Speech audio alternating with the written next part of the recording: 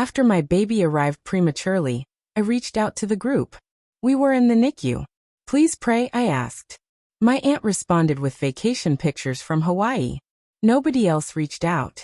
A month later, still in the hospital cafeteria, I checked my phone and saw 84 missed calls and a message from my brother. Answer. This is bad. I called him. I'll never forget the moment the NICU nurse told me I could hold my daughter for the first time. It had been 5 long days since her birth. 5 days of alarms, tubes, and watching her fragile chest rise and fall behind a glass barrier. She weighed just 2 pounds, 4 ounces, her skin so thin I could see her veins. I wasn't ready for that. No one ever is. You imagine giving birth, holding your baby immediately, crying, taking photos, texting everyone. But instead, I sat in silence beside machines I didn't understand, trying to breathe quietly so I wouldn't disturb anything. And I was alone. Not just metaphorically, physically alone. No one had come. Not a soul. It didn't hit me all at once. At first, I thought they were waiting for the right moment. Maybe they were giving me space. Maybe they were on their way. But I had sent the message. I wrote it clearly. We're in the NICU. Please pray. Simple, honest, and quietly desperate. I stared at the screen after I hit send, waiting for it to light up with love. One person replied, Aunt Brenda. 3 photos from her vacation. Her feet in the sand, a pina colada in hand, and a sunset shot captioned, Best view ever. That was it. No words about the baby, no questions, no concern. Just vacation pictures and hashtags. I didn't respond. I wanted to scream, to throw the phone, but I couldn't. My daughter was fighting to breathe, and I had to stay calm. I was her anchor. She didn't need a breakdown. She needed me to stay strong. The worst part was knowing this wasn't a one-off occurrence. No one else followed up. Not my brother, who I once drove 5 hours to comfort after a breakup. Not my cousin Liz, who cried on my couch for weeks when she lost her job and let me pay her rent more than once. Not Brenda's daughter, who I hosted in my guest room for an entire semester, while she figured things out. Days passed. Then weeks. I stayed in the hospital nearly full-time. My husband was in Oregon, finishing a work contract that couldn't be broken without financial consequences. He felt helpless. I told him not to worry, that I was fine. But I wasn't. I was eating hospital cafeteria food, showering in the family center, changing clothes from a duffel bag, and watching my baby through a glass wall. She had a name, Riley. No one even asked what we named her. On day 31, I sat in my usual corner of the cafeteria, holding a cold cup of coffee and scrolling through photos of Riley on my phone. The nurses had helped me take a few. She looked stronger, a little bigger, still hooked up to wires, but I could see her spirit now. Something had shifted. There was hope. That's when I saw it. My phone lit up. 84 missed calls. I froze. I hadn't heard it vibrate. I hadn't felt it ring. It just lit up in front of me, like it knew something I didn't. Most of the calls were from my brother. The last text from him said, "This is bad." In that moment, I knew something big was coming. But for the first time in a while, I didn't panic. I didn't cry. I just set the coffee down, took a deep breath, and called him back. Because if this was a family emergency, they were about to understand what real loneliness felt like. The phone barely rang before my brother answered. His voice was loud, rushed, and shaky, like he'd been running. I could hear traffic, someone talking in the background, a car door slamming. He didn't ask how I was. He didn't ask about Riley. He just blurted it out. Dad collapsed in the driveway. It had happened an hour ago. No warning, just dropped while putting away the trash bins after collection. The neighbor had seen it, called 911, and tried CPR. My brother had arrived at the hospital just as they were wheeling Dad into emergency surgery. A brain bleed. They weren't sure if he would survive. I didn't say anything at first. I just stared out the cafeteria window at the same sidewalk I'd been watching every morning. I asked who was with him. My brother said Mom, Brenda, and a few cousins had rushed over. Even Liz was there. Of course, everyone could show up when Dad was in the hospital. Then came the part one knew was coming. You need to come. Mom's falling apart. We need you. Not, how's your daughter? Not, "Are you okay?" Just, "We need you." I reminded him I'd been in the hospital for 31 days. When my baby was born, she weighed just 2 pounds. I was here all by myself, eating from vending machines and sleeping in a folding chair, while everyone else went on with their lives as if nothing had happened. I asked if he remembered the message I sent in the family group chat. He didn't respond to that. He said things had been hectic, Brenda had just returned from Hawaii, and that they thought I didn't want visitors, didn't want to be overwhelmed. I almost laughed, thinking how silence felt far more overwhelming than anything. I didn't shout or argue. I simply told him I wasn't leaving Riley, not now, not for this. I wished Dad the best and meant it. But they would have to sort this out without me. Then I hung up. He called back in seconds, but I let it go to voicemail. He texted right after, an endless stream of messages, some pleading, some guilt-tripping, some rambling on. I read every single one, then began deleting them one by one. It wasn't anger I felt. Not even betrayal anymore, just a cold, sharp certainty. For years, I'd been the one holding this family up. The fixer, the peacemaker, the one they turned to when things went wrong. I paid for things without being asked. I remembered birthdays they forgot. I never once said no when anyone needed help. But when my daughter was fighting for her life, they left me alone. I spent days by an incubator, no one asking how I was surviving. So that was it. I turned off my phone's ringer, slipped it back into my pocket, and walked upstairs. Riley was asleep, arms slightly stretched out as if floating. Her heart rate was stable. She was breathing without the CPAP for the first time. The nurse told me they'd probably start bottle feeds soon. I stood there, watching her, and felt it sink in. I didn't owe anyone anything anymore. They could beg, cry, or call, but it wouldn't matter. Whatever came next, they'd face it without me. I wasn't their safety net anymore. I was Riley's mother, and I was done saving people who couldn't even show up when it mattered. The next 2 days felt like I was underwater, muted and heavy. My phone stayed silent. No one called, no one texted. Not about Dad, not about anything. After that flood of missed calls and messages, it was as though someone had flipped a switch, cutting the wires. It was almost impressive how quickly they disappeared when they didn't get what they wanted. I didn't reach out either, not to ask if Dad had made it through surgery or check on Mom. I stayed in the NICU, just like I had for the past month, watching Riley sleep, wrapped in her blankets, surrounded by wires, and listening to the monitors beep and hum. I waited. I gave them the chance to show they cared, to ask about her or me. But no one did. Instead, Riley gained 4 ounces. That's what mattered. We were gradually weaning her off the oxygen. She opened her eyes longer, wrapped her tiny hand around my pinky. Every time I saw her fight, I felt stronger. Then 2.5 days later, Brenda showed up. One of the nurses told me. She didn't call, didn't text, just walked in with sunglasses still on, holding a small shopping bag like it was a housewarming gift.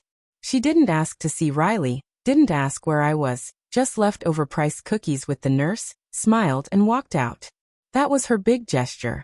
Later that day, my brother texted again. "So now you're just cutting everyone off after everything we've done for you?" I stared at his message for a long time.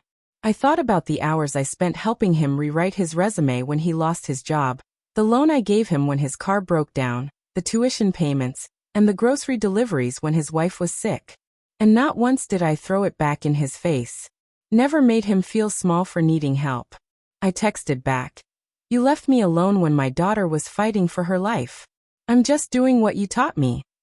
Then I blocked him, and something inside me shifted. That night, after Riley fell asleep, I logged into the tuition account I had set up for my nephew. I canceled the automatic payments and cleared the linked card. No warning, no note.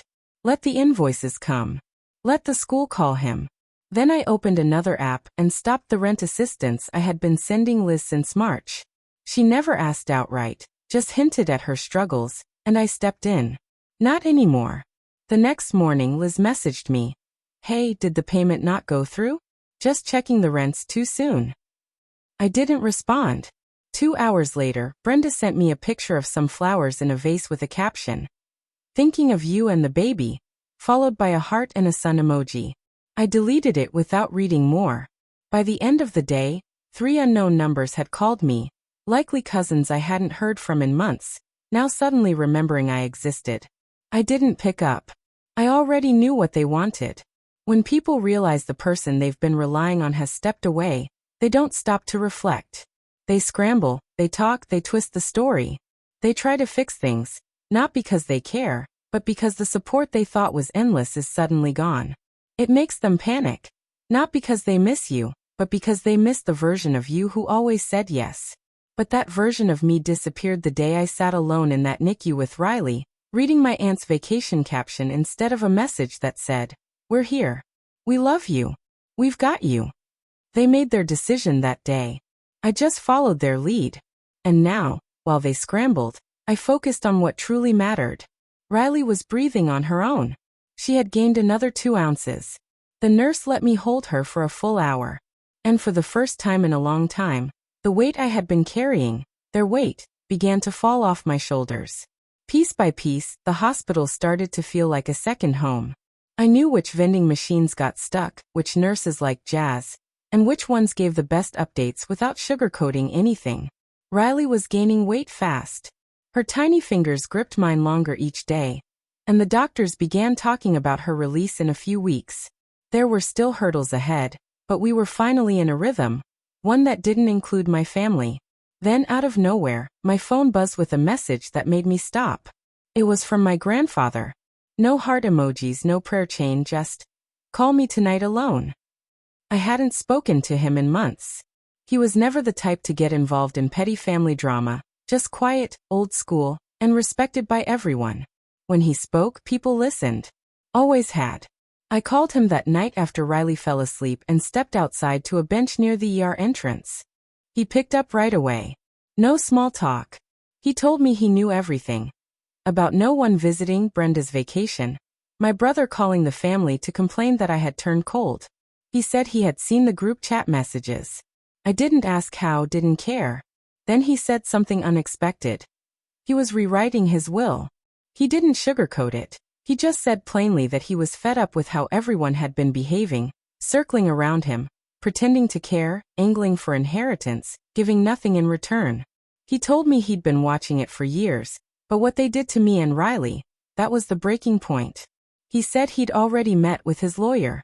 He was leaving the house, the Vermont property, the investments, everything to Riley. Not to me, to her. Because she, he said, was the only innocent one left in the family. The only one who deserved a clean start. I sat there in silence, blinking at the streetlight above me. I told him I didn't expect anything, that I wasn't doing any of this for money. He said he knew that. That's why it was going to her. Then, as if reading my thoughts, he added, "They think you need them. But you were the only one holding this family together. The moment you stopped carrying them, everything started falling apart." We didn't say much after that, just a quiet goodbye. The next morning, I woke up to chaos in the group chat. Screenshots, a blurry photo of a legal document. I had asked if it was a joke. Brenda was losing her mind, typing in all caps. My brother was bombarding me with question marks. No one had mentioned Riley, no one had checked on us. It was all about money, property, what's fair, and what had been said to him. Apparently, my grandfather had summoned everyone for a family meeting, but he didn't say why. Everyone assumed it was about something like downsizing, or giving out early gifts. Instead, he handed out folders containing the new will, then got up and left the room without a word. He didn't explain anything. He didn't ask for feedback. He just made it final. Brenda was furious. Liz sent me a passive-aggressive message about respecting family tradition. My brother FaceTimed me twice, but I didn't answer. Instead, I sat next to Riley in the NICU, holding her close as she slept on my chest. The steady beeping of her heart monitor echoed in the room. I could feel her warmth, the weight of her body starting to feel real in my arms. The real weight I was carrying wasn't financial. It wasn't about inheritance. It was the quiet, draining burden of being the one who always showed up, while everyone else took. Now the weight had shifted. The family didn't understand yet. They thought this was about money, that I had somehow turned our grandfather against them. But it wasn't about revenge. This was the price of their choices, and it wasn't over yet. I hadn't even told them the second part, what I was planning next. I waited 3 more days before saying anything. I let the messages pile up. Let the panic set in. My brother sent another dozen texts, some angry, some pretending to be calm, like he was trying to reason with me. Brenda switched tactics, sending me a voice memo about how family needs to stick together, especially for Riley's sake. Liz asked if we could talk, just the two of us, which was laughable considering she hadn't said a word when I was alone in the NICU with a premature baby struggling to breathe. What they didn't realize was that while they argued over a will, I was planning something else entirely. Riley was getting stronger every day, and I had been talking to the hospital's social worker, quietly gathering the paperwork for something they never thought I'd actually do. I was moving, not across town but across the country. A job had opened at the Children's Hospital in Colorado, where my husband had just received a permanent offer. The position was part-time and flexible, came with a relocation package, and best of all, it included a spot in their NICU follow-up program for Riley, which meant ongoing care from specialists who knew how to handle babies like hers. I didn't tell anyone except my husband and the nurse who had been with me from day one. I didn't owe anyone else that information. 2 days before our flight, I finally responded to the group chat, not with words, but with a photo. Riley, in a new onesie, asleep in her car seat, with 2 packed and zipped suitcases behind her. Brenda was the first to respond. "Where are you going?" Then Liz. "Wait, what is this? Are you moving?" My brother's message came last. "You're seriously doing this after everything?" After everything. As if I was the one who disappeared. As if I was the one who left someone behind in a hospital bed. I didn't respond. The next day, Riley was discharged from the hospital, and we were on a plane. Just me, my husband, and our daughter. I held her the entire flight. I didn't cry. I didn't look back. That night, in the hotel near our new apartment, my husband checked his phone, scrolled through the messages from my family, and asked if I wanted to block them. I said, "Not yet. I want them to see what life looks like without me." And they did. Over the next few weeks, I posted a few quiet pictures on social media. Riley's first nap in her new crib, her checkup at the new hospital, a video of her smiling at the ceiling fan like it was the most beautiful thing she'd ever seen. The comments started rolling in. Not from them. They stayed silent watching. But I could see it. The views, the profile visits, the quiet surveillance from people slowly realizing they weren't part of the story anymore. Then it came. A letter from my grandfather. Handwritten. He said he was proud of me. He hadn't told the others yet, but he had made another change. The trust would be divided early, not just in the will. Riley's portion would go into an education fund that only she could access. No co-signers, no family members could touch it. He wrote, "They took your kindness for granted. Now they'll see what happens when that kindness goes elsewhere." I read it twice, folded it, and placed it in Riley's baby box, next to the photo of her in the NICU incubator. The family didn't fall apart immediately, but things started slipping. Liz posted about needing help with rent. Brenda hinted at selling her condo. My brother pulled his kid out of school mid-semester. I didn't celebrate any of it. I didn't even respond. The truth was, I wasn't angry anymore. I was free. It started slowly. A few likes on old Instagram photos, some vague comments on Riley's updates.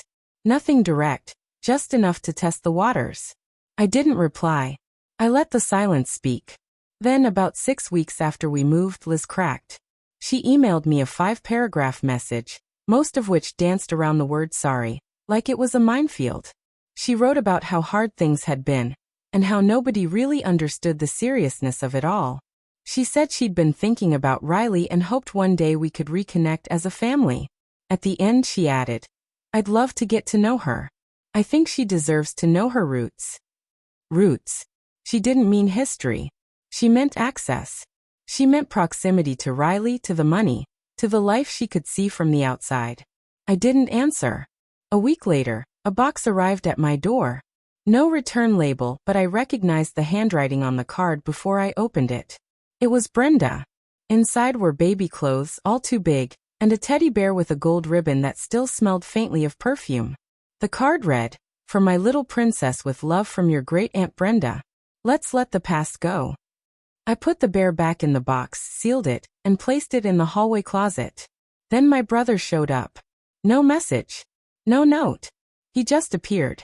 I got the notification from my doorbell camera while I was cleaning bottles. He was standing there, hands in his jacket pockets, staring at the door like he couldn't believe it was real. I hesitated, thought about ignoring it, but something in me wanted to see what he would say face to face. I opened the door. He looked rough, not unhealthy, just worn out, like someone who had run out of excuses. He said, "I was passing through." Even though we both knew he wasn't. I didn't say anything. Then he added, "I just wanted to see you." I waited. He finally said what he came to say. "We miss you." I let those words sit in the air between us for a long moment. Then I told him, "You don't miss me. You miss the version of me that paid your bills, picked up the pieces, and kept everything from falling apart." He didn't deny it. He just looked down. Then he said, "Mom's been asking about you. She's confused. She thinks this is all a misunderstanding." I asked, "Was she confused when Riley was in the NICU and nobody showed up?" He didn't answer that. He looked like he wanted to say something else. Maybe beg, maybe lash out, but he didn't. He nodded once and turned to leave. I closed the door behind him and locked it. That night, I sat in the nursery while Riley slept on my chest, feeling the soft rhythm of her breath. The glow of her night light filled the room, and I felt something I hadn't in months: peace. They could try every angle. Guilt, nostalgia, fake warmth. It didn't matter. I had finally figured it out. Love isn't proven in emergencies. It's proven in the quiet days after, when there's no drama left to solve and no audience to impress. It's in who shows up and who disappears.